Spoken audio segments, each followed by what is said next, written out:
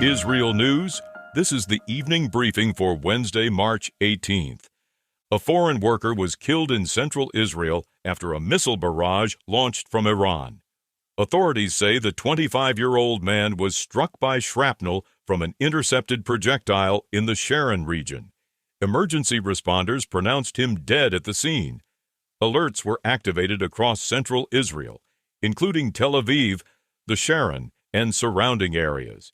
This comes as Iran continues missile attacks targeting Israeli population centers. Palestinian sources report that at least 4 women were killed in the Hebron area village of Beit Awa after being struck by debris from an Iranian missile.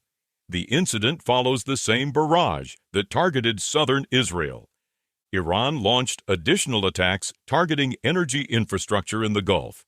Authorities in Qatar report a direct strike on a major liquefied natural gas export facility in Ras Laffan, where a large fire broke out. Saudi officials say they intercepted a drone targeting a gas installation. In the United Arab Emirates, authorities report missile debris fell near key energy sites, leading to a temporary suspension of operations at a gas facility. This occurs as Iran expands strikes to strategic energy assets across the region. Qatar has declared Iran's military and security attachés persona non grata following the attacks and ordered them to leave the country within 24 hours. The move follows repeated strikes attributed to Iran against Qatari territory. The Israel Defense Forces report new strikes in northern Iran along the Caspian Sea coast, including attacks on missile boats and naval assets near Bandar Anzali. Additional strikes were reported in Tehran and Rasht. This marks the first reported Israeli operations in that northern region since the start of the conflict. In Lebanon, reports indicate Israeli airstrikes in Beirut and the Bekaa Valley following Hezbollah rocket fire toward northern Israel. Local reports describe multiple strikes and casualties in targeted areas. This occurs amid continued exchanges between Israel and Hezbollah. Kuwaiti authorities say they have arrested 10 individuals affiliated with Hezbollah who are accused of planning attacks on critical infrastructure. This, according to AFP.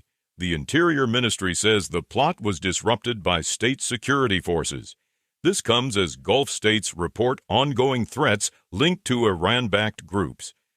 In Washington, officials are discussing the possibility of deploying additional U.S. forces to the Middle East, according to Reuters.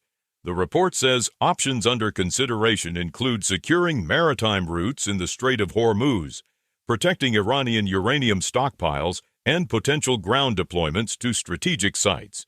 A White House official said no decision has been made on ground forces. This comes as the United States continues operations under what it calls Operation Epic Fury. Separately, a senior U.S. official told the Washington Post that the Pentagon is seeking more than $200 billion in funding from Congress to support the war effort against Iran. This reflects the scale of ongoing military operations. French President Emmanuel Macron said he spoke with U.S. President Donald Trump and the Emir of Qatar, calling on all sides to stop targeting civilian infrastructure, particularly water and energy facilities. The statement follows strikes on energy installations in Iran and the Gulf.